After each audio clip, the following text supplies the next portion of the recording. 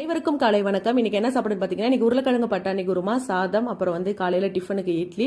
பாப்பாவுக்கு பட்டாணியை வேக வச்சு ஸ்நாக்ஸ்க்கு கொடுத்தாச்சு.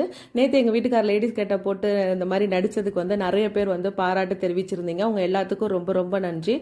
ஏன்னா எங்களுக்குள்ளேயே நிறைய கஷ்டம் இருக்குது, நிறைய துக்கம் இருக்குது. எப்போ பார்த்தாலும் நாங்களும் கஷ்டத்தையோ இல்லை எனக்கு இப்படி ஆயிடுச்சு, இப்படி பண்ணணும் அப்படின்னே சொல்லிட்டே இருந்து ஒரு சிம்பத்தியை கிரியேட் பண்ணணும் நான் விரும்பலை.